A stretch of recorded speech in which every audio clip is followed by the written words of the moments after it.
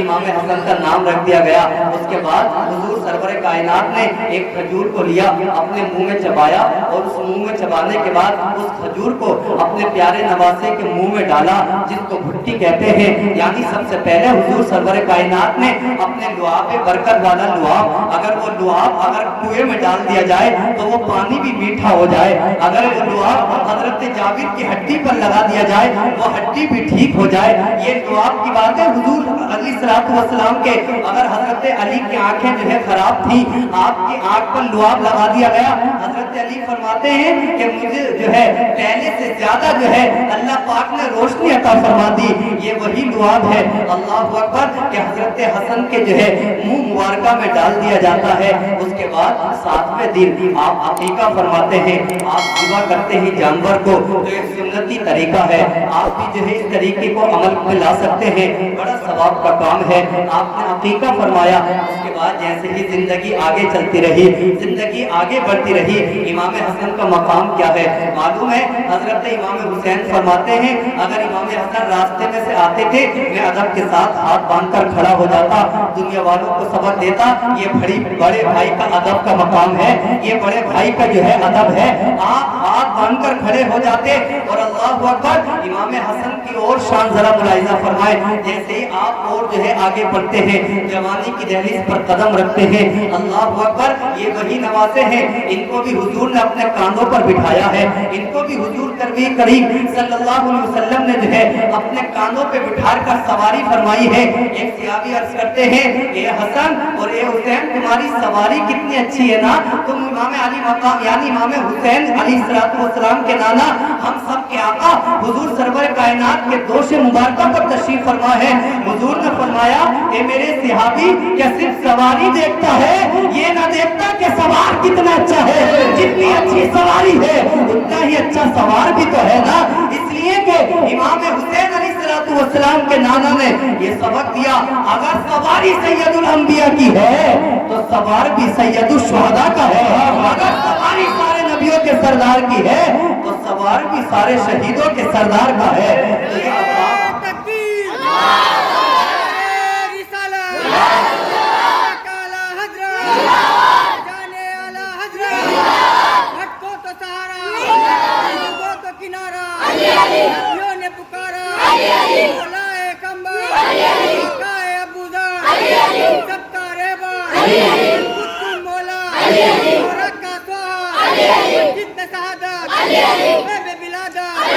مر جاؤں تو کفن پہ لکھنا، قبر پہ لکھنا، مست کلندر، ماد پیمبر، دیکھ کا نعرہ، مان کا نعرہ، کائنات کا مولا، نین کا بابا، اس کا نے بولا، اس کا میں مولا، میں اس کا مولا، ارے تکبیر،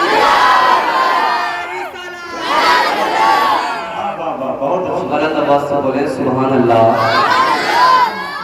حضرات گرامی تو یہ ہے امام حسن مجتبیٰ رضی اللہ تعالیٰ عنہ۔ اب آپ کو بتاؤں جیسے امام علی مقام کے بابا حضرت امام علی کی شہادت ہو جاتی ہے، ان کے بعد جو خلافت کا مرتبہ اور خلافت کا منصب آتا ہے وہ حضرت امام حسن کے ہی لیے آتا ہے۔ آپ جو ہے 6 ماہ تک آپ خلیفہ بن کر رہے اور آپ پر ہی جو ہے خلافت کا اختتام بھی ہو جاتا ہے، یعنی خلافت آپ تک رہی، اس کے بعد جو ہے پھر تو امیر بنتے رہے یا اس کے بعد پھر تو جو ہے الگ الگ طریقے سے بادشاہ بنتے رہے۔ امام حسن 6 مہینے تک خلیفہ بنے رہے۔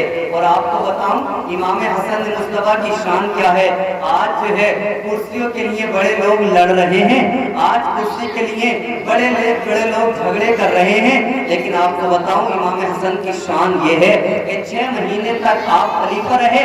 اس کے بعد حضرت امیر معاویہ ایک جو ہے اسٹیٹ کے یعنی ایک اسٹیٹ کے آپ وزیر بنے ہوئے تھے، اب لوگوں میں اختلاف ہو گیا، کچھ لوگ یہ چاہتے تھے امیر معاویہ بادشاہ اور امیر المومنین بنے، کچھ لوگ کہتے تھے حضرت امام حسن بنے، لیکن زیادہ تر لوگ امام حسن کی طرف تھے کہ امام حسن ہی بنے، حضرت امام علی کے بعد حضرت امام حسن کا نمبر ہے، لیکن کچھ لوگ حضرت امیر معاویہ جو یزید کے والد گرامی ہے ان کو کہتے تھے۔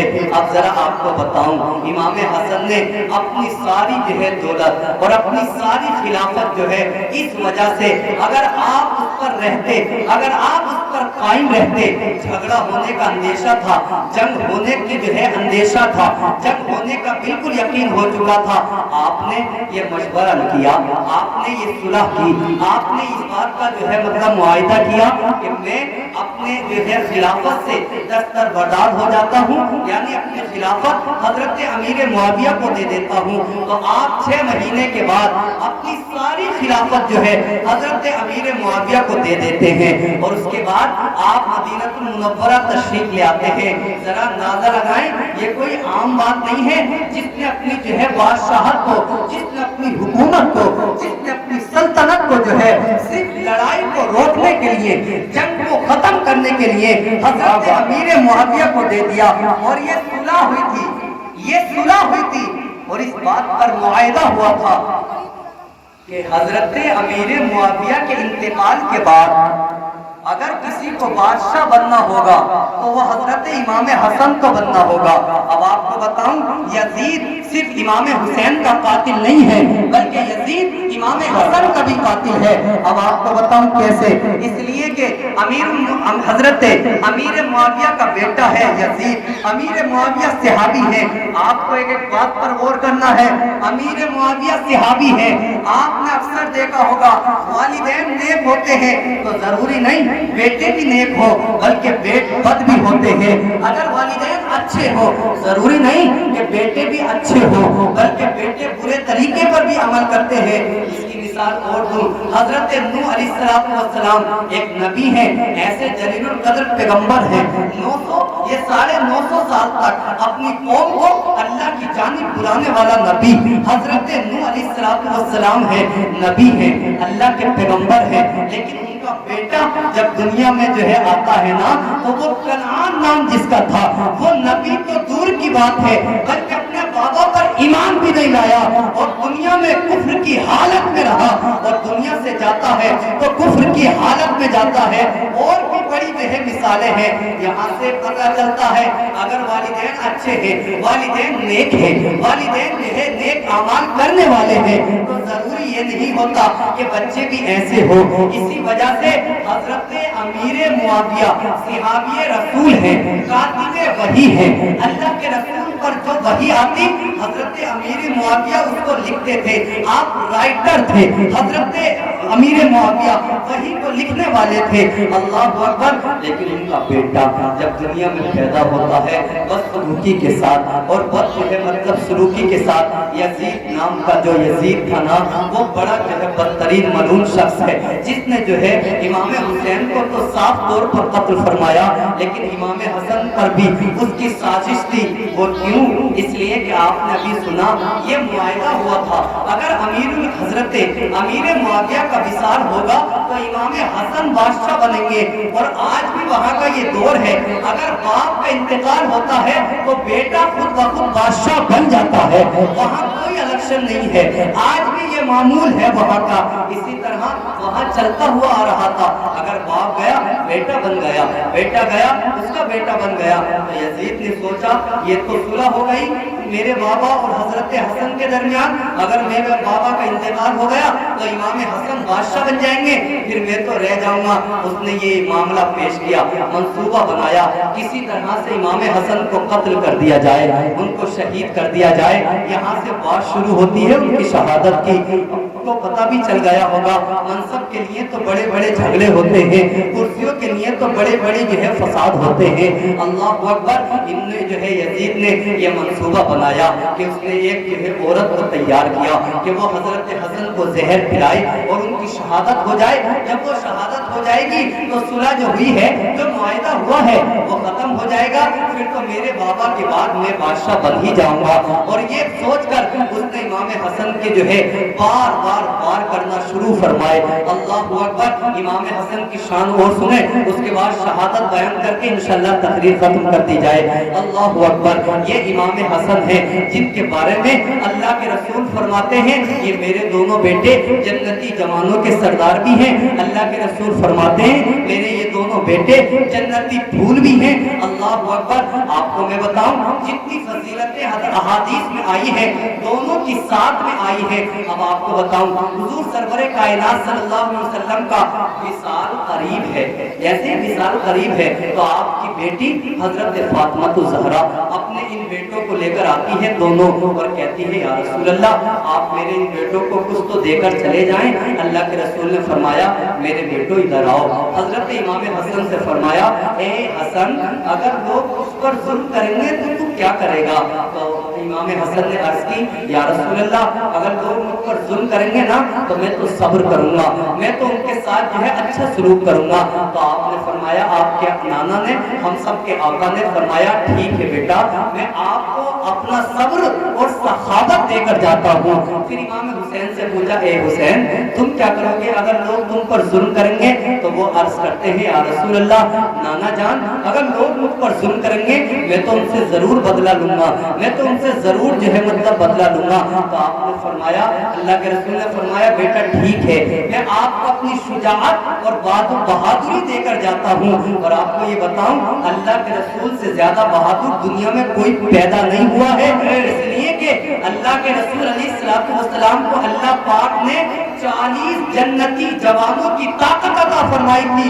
और एक जन्नती जवान की ताकत ये है कि हमारे यहाँ पर जितने नौजवान 100 इकट्ठे हो यानी 100 नौजवान इकट्ठे हो जाए तो एक जन्नती जवान की ताकत बनती है। तो अल्लाह के रसूल को अल्लाह पाक ने 40 जवानों और जन्नती जवानों की ताकत अता फरमाई थी। तो आप इसको जो है अंदाजा लगा लें और इससे हिसाब लगा लें कि अल्लाह के रसूल को अल्लाह पाक ने कितनी ताकत अता फरमाई होगी, आपको कितना जो है मतलब मकाम अता फरमाया होगा।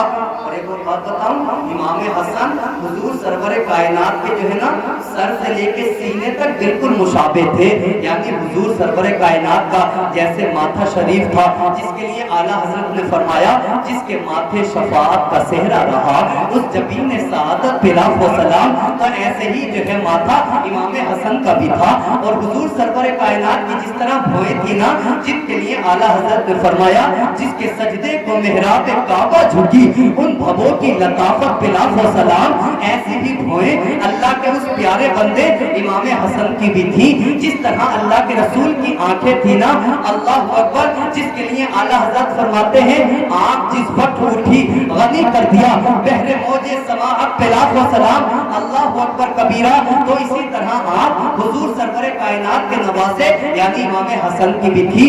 जिस तरह हुजूर के होठ मुबारक थे जिनके लिए आला हजरत फरमाते हैं पतली पतली गुलें कुद्स की पत्तियां उन लबों की नजाकत पे लाखों सलाम। इसी तरह होठ मुबारक हजरत इमाम हसन के भी थे। अल्लाह अकबर जिस तरह चेहरा जिस तरह कान हुजूर सरवरे कायनात के थे ना इसी तरह हजरत इमाम हसन के भी थे। जिन कानों के बारे में इमाम आली मकाम के जो है उस प्यारे गुलाम हजरत इमाम अहमद रजा आला हजरत अजीमुल बरकत ने कहा दूर और नजदीक के सुनने वाले हो कान काने लाले करामत बिला सलाम। इसी तरह जो है कान हजरत इमाम हसन के भी थे। अल्लाह अकबर जिस तरह जुबान हुजूर सरवरे कायनात की थी ना इसी तरह जुबान हजरत इमाम हसन की भी थी।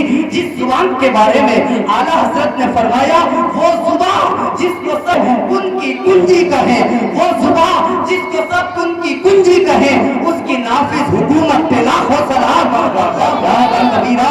वही जुबान हजरत इमाम हसन की भी थे। हत्ता के सर से लेके सीने तक आप अल्लाह के रसूल के मुशाबे थे।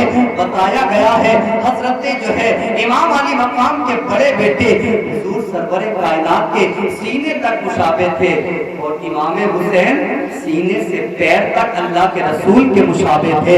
ये दोनों को जब खड़ा कर दिया जाता था ना, जब दोनों को एक साथ जो है खड़ा कर दिया जाता था ना, तो हुजूर सरवर कायनात के विसाल के बाद अगर किसी को इस बात की याद आती कि आज हम हुजूर का दीदार करें, तो मालूम है वो क्या अमल करते थे? वो दोनों हुजूर के नवासों को खड़ा करते थे। खड़ा करने के बाद हुजूर सरवर कायनात की याद को ताजा कर लेते थे, और जो याद आती थी उस याद से जो है उन दोनों को देखकर अपने कुलूब को मुनव्वर व मुजल्ला फरमा लेते थे। हजरत इमाम हसन जो सीने तक मुशाबे हैं, और इमाम हुसैन सीने से लेकर पैर तक हजरत मोहम्मद सल्लल्लाहु अलैहि वसल्लम के मुशाबे थे।